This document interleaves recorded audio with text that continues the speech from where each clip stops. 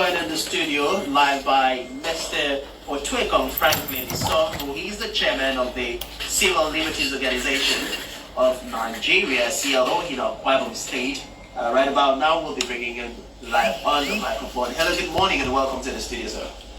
Good morning, Mr. Speaker. Good morning, parliamentarians. Good to be here. All right, good to have you. Let's kickstart with asking you about your standpoint. We know that earlier this week, the Akwa Ibom State House of Assembly had issued a statement calling on stakeholders to be part of the constitutional amendment, talking about the Fifth Alteration Bills 2022, which had about 5 items on it. And then that event was actually held on the 13th and 14th, respectively, at the Akwa Ibom State House of Assembly, with some personalities, some politicians showing up, and the event was concluded. But a statement coming from your office shows that you are not in support of the way the Akwa Ibom State House of Assembly handled the process. What is your comment on that? Mr. Speaker, I'm happy to be talking about this matter this morning. The Civil Liberties Organization is one of the pro-democracy groups that fought for democracy. And we know how the ideal democracy works. We were invited to what was called a stakeholder meeting, not public forum, rather, to discuss the constitutional review. I think I have a copy of the program in my hand. It was tagged program for stakeholders meeting on the transmitted constitution, Fifth Alteration Bills 2022. And this was organized by the ad hoc committee on the transmission on the transmitted constitution, Fifth Alteration Bills 2022, chaired by Right Honorable Dr. Kirian Akpan. The event took place on the Wednesday 13th and Thursday 14th July 2022, and the CLO and other civil society groups, the media, social cultural groups, a chunk of the society, turned out to that event.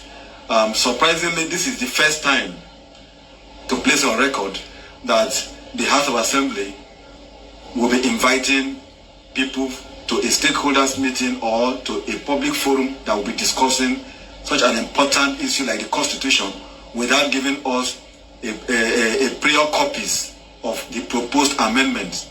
And so the CLO made several attempts to secure copies of this proposed amendment before the date of this event, but to no avail. On the day of the event, we were there. We tried to get copies, approached every authorities, those concerned. The committee members, none of them could be able to afford us copies of the said amendments. Now, not only CLO, every other group that came there struggled to get copies, but nobody was given copies of this proposed amendment. Now we're just there with the copy, or even to get the program of the event was a difficult challenge. We had to, put up a very stiff resistance before we are given a copy of the program. And then when we look at the program, we now saw that for the first time what the forum was all about, and what the National Assembly transmitted to Akwa Ibom State as the proposed amendment. And then we now saw several items that are very important to the life of people of Akwa Ibom State and Nigerians. Here we are saying that our constitution is a faulty document. That when we said we, the people of Nigeria, have agreed, we were not there to discuss, to agree. The military only forged the constitution on us. And now we are talking about trying to amend the constitution, trying to work on it to get something that is new and better for the society.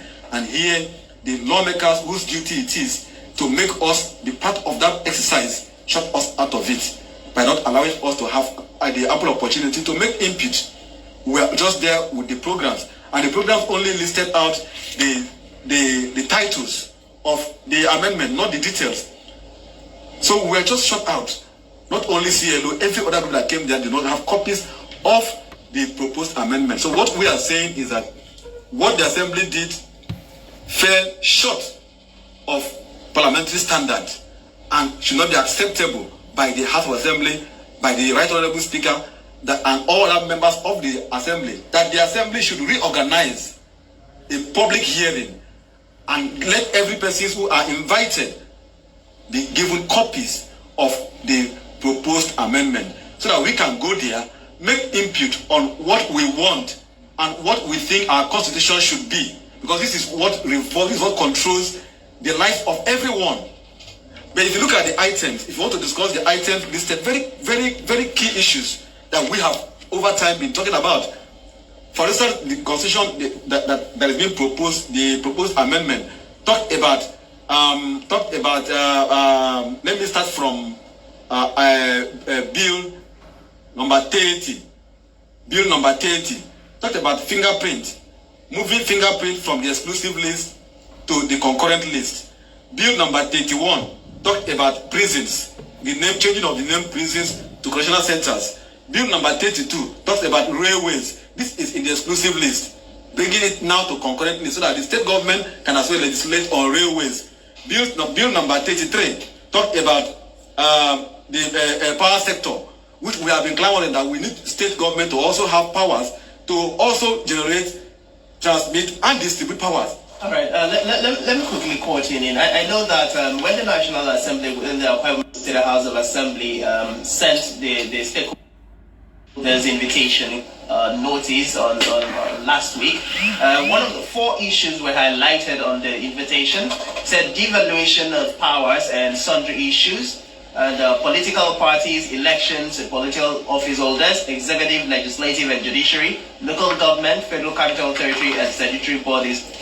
These were the key areas they mentioned would be involved in the alterations. And then under this, we know that there are other subsections. But let's say, as you've rightly stated, they did not give the different civil rights and stakeholders the copies of the Constitution so that they would have ample opportunity to understudy it and then know how to make their contributions. And now the event has come and gone, and the much needed, the much desired will or comments from the Akwa Ibom people have not been carefully crafted in the process, and that is why you're coming out to say that it has to be reorganized. But then let me come from this angle.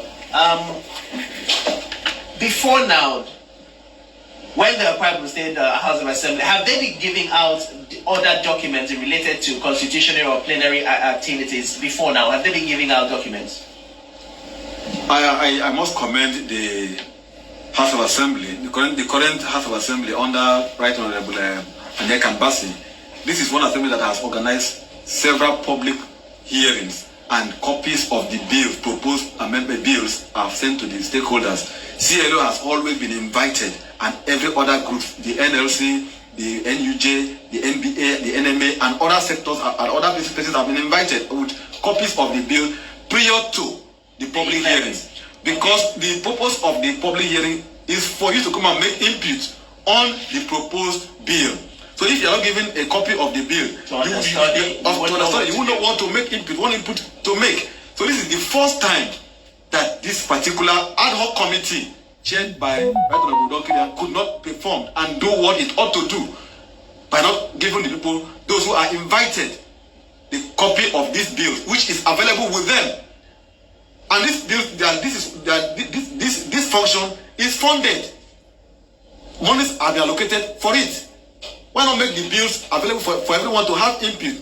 By the time we don't have our make input, and maybe the assembly, like we allege, they had